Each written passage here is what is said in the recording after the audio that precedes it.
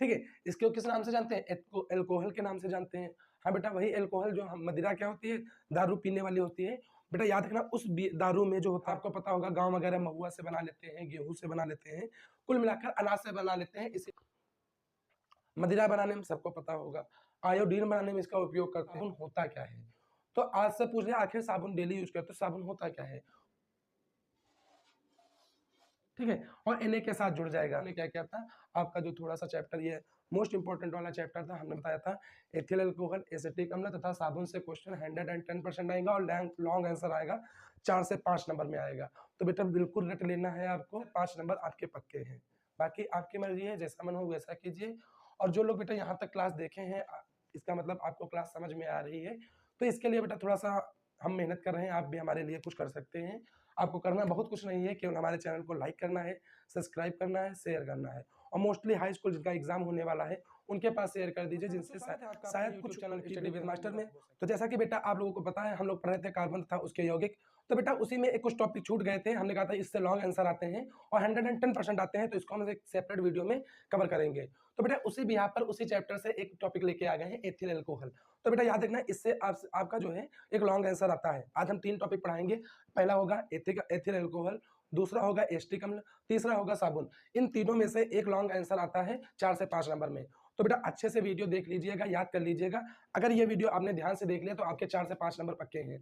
ठीक है, तो आपको करना क्या है, आराम से वीडियो देख लीजिएगा, 1-2 बार लिख कर प्रैक्टिस कर लेनी है बस। ठीक है, तो सबसे पहले बात करते हैं बेटा एथिल अल्कोहल की। लिखने का आएगा, एथिल अल्कोहल को क्रियाविद द्वारा समझाइए तथा इसके उपयोग वगैरह लिखिए, रासायनिक गुण लिखिए, भौतिक गुण लिखिए। लॉन्ग आंसर कुल मिला के आएगा, तो आप कैसे लिखना है एथिल अल्कोहल। तो सबसे पहले बताएंगे, सामान्यतः इसको अल्कोहल के रूप में भी जानते हैं।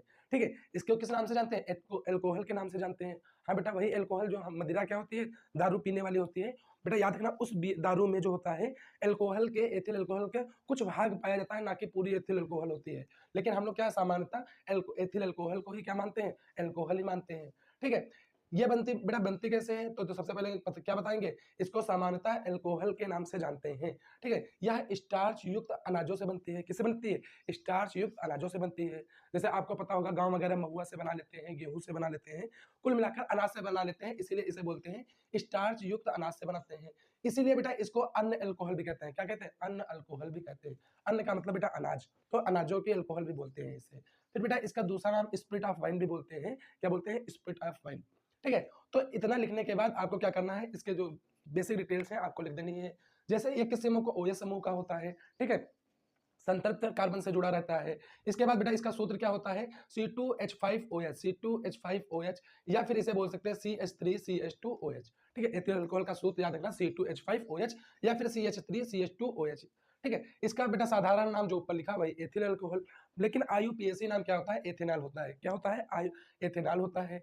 अगर हम इसी की संरचना बनाए तो कैसे बनाएंगे? देखो CH3 है तो CHHH, हमें पता है कार्बन की संयोजकता 4 होती है, यानी कि 4 इलेक्ट्रॉनों का साझा कर सकता है। तो देखो हमने 1 2 3 4, ठीक है, 4 इलेक्ट्रॉनों से साझा करा दिया। इसके बाद CH2, C हमने लिखा है, H ऊपर बना दिया, H हमने इधर बना दिया, फिर OH बना दिया।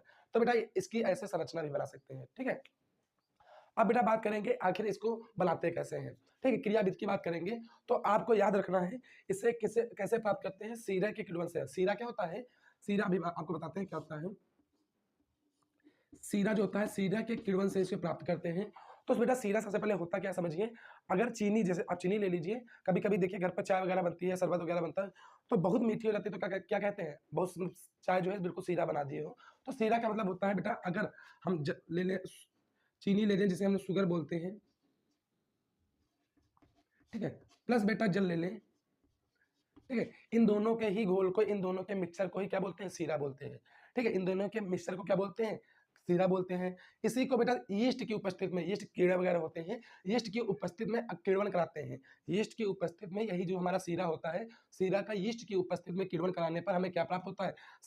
ग्लूकोज तथा फ्रक्टोज प्राप्त होता है। क्या प्राप्त होता है? ग्लूकोज और फ्रक्टोज। अब बेटा देखो, देखने में लग रहा होगा, देखो दोनों के सूत्र एक जैसे हैं, C6H12O6, C6H12O6। बस बेटा डिफरेंस ये होता है, इनके संरचना में डिफरेंस होगा। और क्या होगा बेटा, ये क्या होते हैं? ये इतने मीठे नहीं होते हैं, जबकि फ्रक्टोज जो होते हैं बहुत मीठे होते हैं। बेसिकली ये अंगूर में पाए जाते हैं, आपको याद रखना है। फ्रक्टोज किसमें पाया जाता है? अंगूर में पाया जाता है, क्योंकि अंगूर देखिए मीठे अच्छे खासे होते हैं। ठीक है, तो क्या बताएंगे, ठीक है। सीरे की ईस्ट की उपस्थिति में किण्वन कराने पर हमें ग्लूकोज तथा फ्रक्टोज प्राप्त होता है।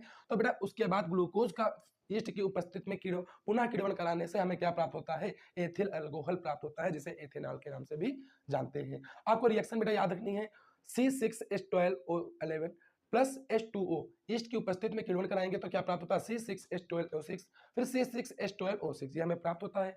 अब बेटा इसे एक को ग्लूकोज बोलेंगे, एक को फ्रक्टोज बोलते हैं। यही ग्लूकोज लेकर फिर से पुनः बेटा ईस्ट की उपस्थिति में जब किण्वन करा देते हैं तो हमें क्या प्राप्त हो जाता है? 2C2 plus H5OH plus 2CO2, ठीक है, ये हमें प्राप्त हो जाता है, जिसे एथिल अल्कोहल बोलते हैं, इसे कार्बन डाइऑक्साइड बोलते हैं। तो बेटे इसका ऐसे ही आपको सेम जैसे हम बोल रहे हैं ऐसे आपको लिखना है। 4 से 5 नंबर का आएगा तो लॉन्ग आंसर आपको डिटेल से लिखनी है। फिर बेटा बात करते हैं इसके भौतिक गुणों की। तो बेटे भौतिक गुण क्या होता है? जो एथिल अल्कोहल होता है रंगहीन होता है। कैसे होता है? रंगहीन।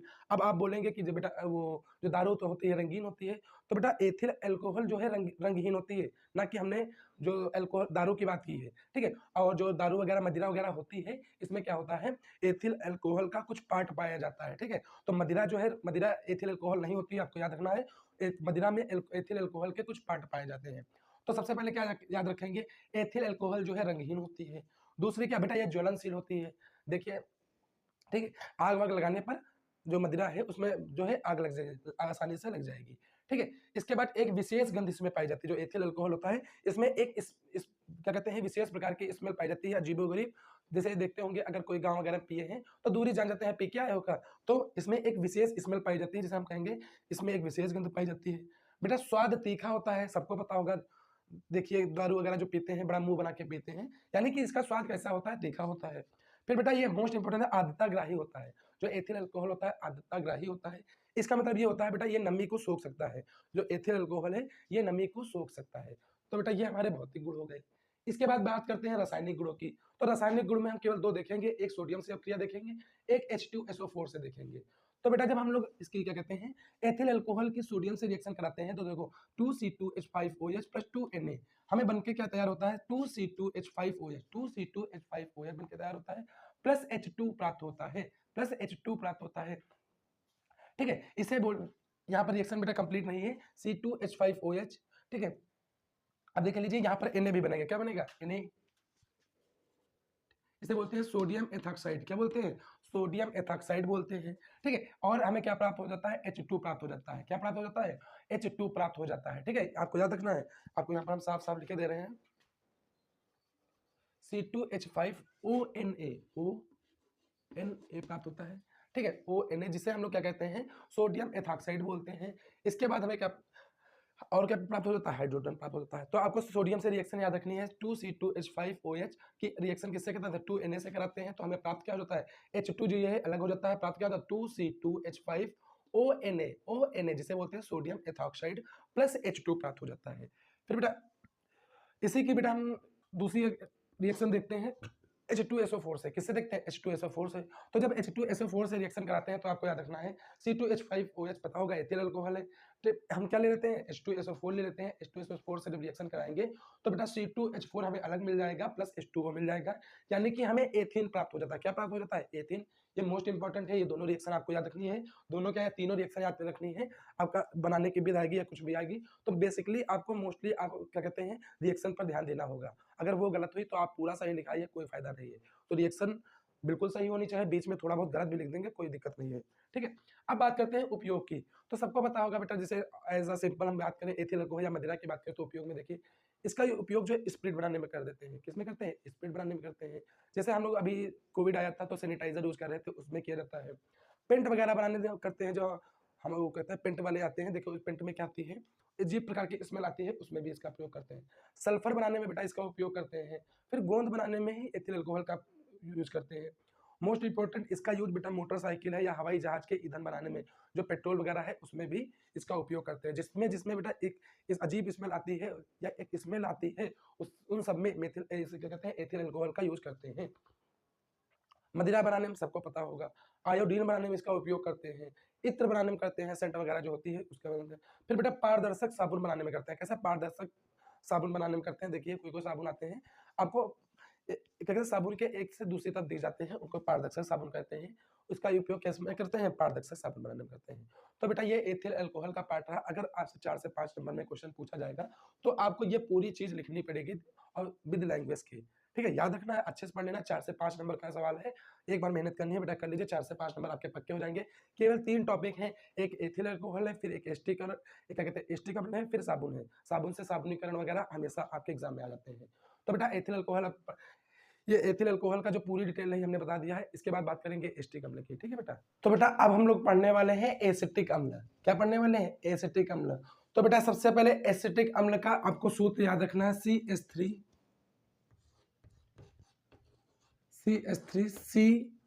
COOH। क्या याद रखना है? CH3COOH। ये क्या है? एसिटिक अम्ल का सूत्र है बेटा, सबसे पहले याद रखना है।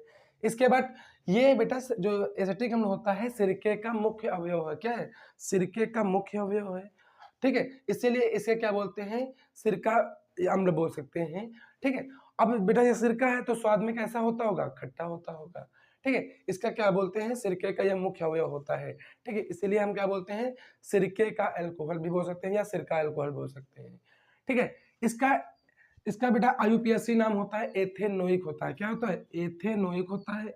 गलत लिख गया बेटा। आईयूपीएसी नाम क्या होता है? एथेनोइक होता है।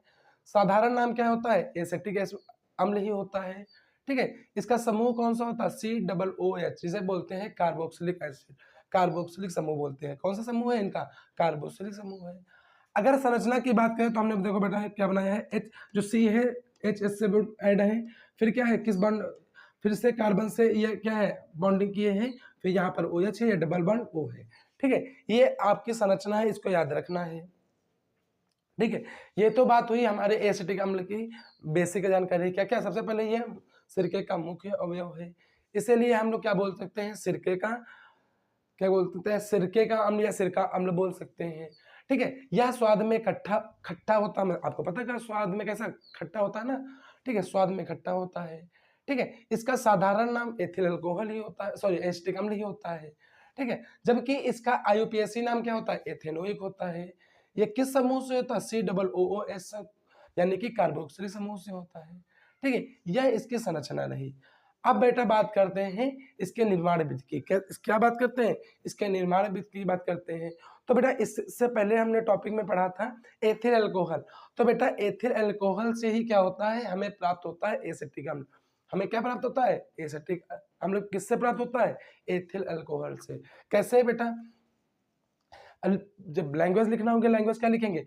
एथिल अल्कोहल, एथिल अल्कोहल की KMnO4, KMnO4 क्षारीय होगा, तो एथिल अल्कोहल की KMnO4 क्षारीय KMnO4 की उपस्थित में ऑक्सीकरण कराने पर हमें एसिटल्डिहाइड प्राप्त होता है। क्या बोलेंगे? देखिए, एथिल अल्कोहल की क्षारीय KMnO4 की उपस्थित में ऑक्सीकरण करने पर हमें एसिटल्डिहाइड प्राप्त होता है। उसी प्राप्त एसिटल्डिहाइड की KMnO4 की उपस्थित में पुनः ऑक्सीकरण करने पर हमें क्या प्राप्त होता है? CH3COOH, जिसे हम लोग एसिटिक अम्ल के नाम से जानते हैं, ठीक है? सिंपल सी जो रिएक्शन आपको जरूर रटनी है। आपकी रिएक्शन जो है गलत नहीं होनी चाहिए। अगर रिएक्शन गलत हुई तो आप कितना भी सही करके आ जाइए, आपको नंबर नहीं मिलेंगे, कट जाएंगे, पक्का है। तो आप सबसे पहले क्या लिखेंगे? C2H5OH, ओ यहाँ पर लिखेंगे, ऑक्सीकरण कर रहे हैं, और किसकी उपस्थिति में? क्षारीय KMnO4 की। आप चाहें तो यहाँ पर क्षारीय लिख भी सकते हैं। क्षारीय KMnO4 की उपस्थिति में जब हम रिएक्शन कराएंगे तो हमें प्राप्त क्या होगा? बेटा यहाँ से H2 अलग हो जाएगा, तो H2O इधर आ गया, क्या प्राप्त होगा? CH3CHO। इसे बोलते हैं एसिटल्डिहाइड। एसिटल्डिहाइड की KMnO4 की उपस्थिति में पूरा ऑक्सीकरण करेंगे तो हमें प्राप्त हो जाएगा एसिटिक अम्ल, प्राप्त हो जाता है, ठीक है? ये बेटा हमारी क्रियाविधि रही। इसके बाद बात करते हैं इसके भौतिक गुण की। किसकी बात करते हैं? भौतिक गुण की। तो भौतिक गुण हमने बताया ये सिरके का मुख्य अवयव है, यानी कि सिरका कैसा होता है? खट्टा होता है, तो यह स्वाद में खट्टे होते हैं, रंगहीन होते हैं, या क्या होता है? रंगहीन होते हैं, संक्षारक होते हैं। अब बेटा संक्षारक का मतलब होता है किसी चीज को सुरक्षित रखना, यानी कि किसी भी पदार्थ को सड़ने से बचाना। तो किसी भी पदार्थ को सड़ने से बचाना है, इसलिए इसका किसका प्रयोग करते हैं? संक्षारक का, यानी कि एसिटिक अम्ल का प्रयोग करते हैं। फिर बेटा यह जल में विलेय होते हैं। क्या होते हैं? जल में विलेय होते हैं। इनका क्वथनांक कितना होता है 118 डिग्री सेंटीग्रेड होता है, यानी कि ये जल से, इनका क्वथनांक जल से ज्यादा होता है। इनको अगर हम उबालने बैठ जाए तो 118 डिग्री सेंटीग्रेड पर ये क्या होंगे, क्वथनांक होना स्टार्ट हो जाएंगे या क्वथन होना स्टार्ट हो जाएंगे। ठीक है बट फिर इसके बाद बात करते हैं रासायनिक गुण की। तो बेटा रासायनिक गुण क्या होता है, यह जल में विलय होते हैं, या कि जल में अगर इनको मिलाया जाए या विलय कराया जाए तो ये दो आयनों में टूट जाते हैं। ठीक है सर, पहले अगर CH3COOH को जल में मिलाया जाए तो ये दो आयनों में टूट जाते हैं, CH3CO- में प्लस H+ में। ठीक है, आपको ऐसे ही याद रखना है। फिर बेटा मोस्ट इंपॉर्टेंट है एस्टरीकरण। ठीक है, 99% एग्जाम में आते हैं एस्टरीकरण जो है। अगर आपसे यह पूरा टॉपिक नहीं पूछा गया तो 2 नंबर में ये या फिर यहाँ से आ जाएगा या फिर यहाँ से आ जाएगा। ठीक है, तो एस्टरीकरण क्या होता है, देखिए इसकी परिभाषा भी याद रखना, CH3COOH आपको पता है ये क्या है, एसिटिक अम्ल है। C2H5OH ये क्या है, एथिल अल्कोहल है। जब इसकी रिएक्शन कराएंगे तो हमें CH3COOC2H5 प्राप्त हो जाए, जिसे एथिल एसिटर क्या बोलते हैं, क्या बोलते हैं, एथिल एसिटर बोलते हैं, प्लस H2O प्राप्त हो यानी कि जल प्राप्त होता है। अगर एस्टरीकरण आपसे लिखने आ जाए तो क्या लिखेंगे, जब एथिल अल्कोहल तथा एसिटिक अम्ल की रिएक्शन कराई जाती है तो उससे हमें क्या प्राप्त होता है, एथिल एसिटर प्राप्त होता है तथा जल प्राप्त होता है। इस अभिक्रिया को हम लोग क्या कहते हैं, एस्टरीकरण कहते हैं। ये मोस्ट इंपॉर्टेंट है, इसको बिल्कुल अच्छे से रट लेना। ठीक है बात, फिर इसके बाद बात करते हैं हम एसिटिक अम्ल की कार्बोनेट से अपक्रिया। एसिटिक अम्ल की कार्बोनेट से अपक्रिया, तो हमने क्या ले लिया, देखो यहाँ पर हमने क्या ले लिया, सोडियम कार्बोनेट ले लिया, क्या ले लिया, सोडियम कार्बोनेट, और यहाँ पर सोडियम हाइड्रोकार्बोनेट ले लिया। तो बेटा यहाँ पर याद रखना, ये अगर आपसे आ जाए क्या कहते हैं, एसिटिक अम्ल की किससे, कार्बोनेट से अपक्रिया लिखिए तो कोई ये वाली लिख देना है, सोडियम या हाइड्रोकार्बोनेट से बोल दे तो ये वाली लिखना है। तो आपको कैसे लिखना है याद रखिए, CH3COOH आपको पता है क्या है, एसिटिक अम्ल। फिर बेटा हमने सोडियम ले लिया, Na2CO3 इसे बोलते हैं सोडियम कार्बोनेट। ठीक है, अगर इसको हम क्या कराएंगे, रिएक्शन कराएंगे तो हमें क्या प्राप्त हो जाएगा, 2CH3COONA, इसे बोलते हैं सोडियम एस्टर बोल सकते हैं। ठीक है, और क्या प्राप्त होता है, H2O प्राप्त होता है, CO2 प्राप्त होता है। ये रिएक्शन याद रखना मोस्ट इंपॉर्टेंट है। इसके बाद चौथी रिएक्शन है सोडियम हाइड्रोकार्बोनेट से। तो बेटा इसमें क्या होगा, CH3COOH, इससे किससे रिएक्शन कराएंगे, NaHCO3, देखो सोडियम हाइड्रोकार्बोनेट, इसकी अपक्रिया किससे कराएंगे, इससे किससे कराएंगे, एस्टिक अम्ल से कराएंगे। तो क्या प्राप्त होगा, CH3COONA plus H2O plus CO2 प्राप्त होता है। ठीक है, ये बेटा इसके रासायनिक गुण है 4, आपको याद रखना है। इसमें से ये पहला क्या कहते हैं, दूसरा, तीसरा, चौथा याद रखना है, और दूसरा तो मोस्टली 110% याद रखना है। इसको बिल्कुल आपको रट के रखना है। फिर बेटा उपयोग क्या होता है, सिरके बनाने में करते हैं, जब सिरके का मुख्य उपयोग होता है सिरके बनाने में करते हैं। फिर बेटा कागज बनाने में, कागज के जो बड़े बड़े उद्योग होते हैं उसमें इसका उपयोग करते हैं। ठीक है, रेशम के उद्योगों में करते हैं जहाँ पर रेशम बनाए जाते हैं। ठीक है, स्कंदन का बेटा मतलब होता है जमाना के, मोस्टली इसका यूज होता है रबड़ के स्कंदन में, यानी कि रबड़ को जमाने में इसका यूज किया जाता है। औषध यानी कि मेडिसिन बनाने में किया जाता है। फिर बेटा ADTA बनाने में किया जाता है। तो ADTA का फुल फॉर्म याद रखना, ethylene di amine tetra acid. तो इसका प्रयोग किसमें किया जाता है, ADTA में किया जाता है। तो बेटा हमने क्या पढ़ लिया, एथिल अल्कोहल डिटेल से पढ़ लिया, एसिटिक अम्ल पढ़ लिया। अब बचा है बेटा साबुन, पढ़ लीजिए। ये पूरी क्लास से आपसे 4 से 5 नंबर पक्के हैं, यकीन मानिए। ठीक है, एक बार आप रट के पूरी क्लास रट लीजिए, समझ लीजिए। ठीक है, क्योंकि इसमें रिएक्शन है, अधिकतर मोस्टली याद करने वाली है, तो आपको रखना पड़ेगा।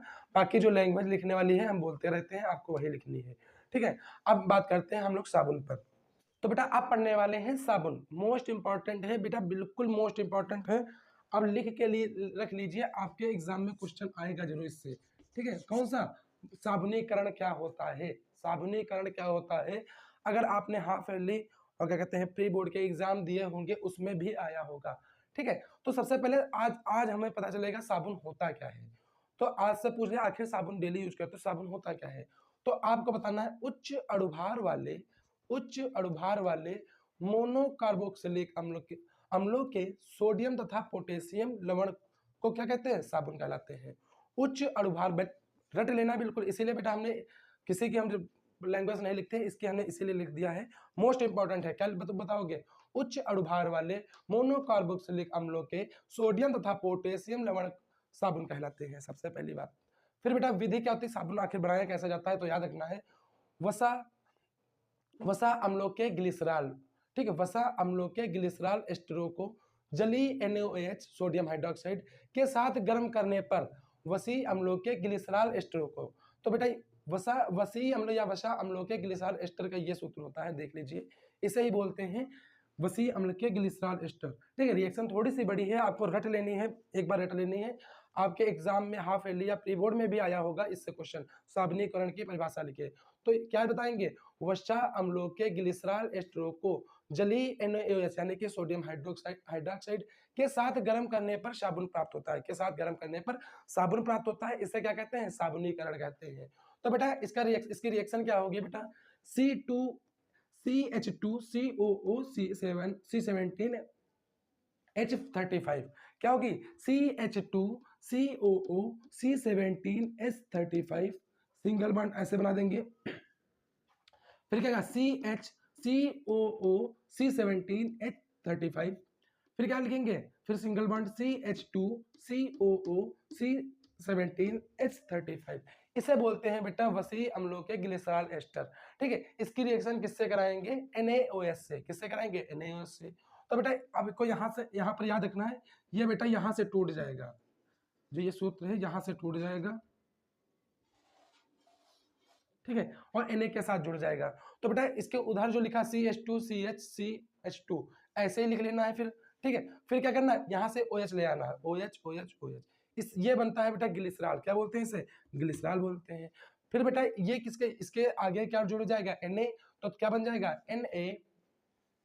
देखो अब क्या हो जाएगा? C, अब बेटा 3 थे, 1 2 3, तो 3 हो जाएंगे 3, C17 H35 फिर COO Na, इसे ही बोलते हैं बेटा साबुन। क्या बोलते हैं? साबुन बोलते हैं।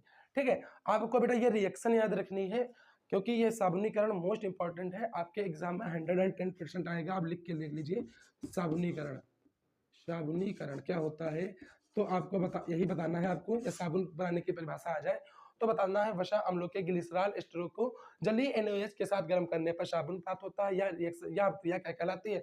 साबुनीकरण कहलाती है। ये इसलिए इंपॉर्टेंट है क्योंकि आपको रिएक्शन दिख रही होगी इतनी बड़ी, तो इतनी इंपॉर्टेंट ये रिएक्शन है कि क्या बताया जाए, आपको बस ये याद कर लेनी है, कैसे भी याद करनी है। ठीक है, आप फिर से देख लीजिए, CH2COO C17H35 लेते हैं, सिंगल बॉन्ड CHCOO, ठीक है, C17H35 लेते हैं, फिर सिंगल बॉन्ड CH2COO C17H35 लेंगे, इसकी रिएक्शन कराएंगे NaOH से, तो 3 NaOH लेंगे। हमने बताया ये CH2 यहाँ से टूट जाएगा, CH2CH हो जाएगा, इसके साथ OH जुड़ जाएगा, और क्या हो जाएगा? इधर 3 C17H35 COO Na, जिसे हम लोग क्या कहते हैं? साबुन कहते हैं।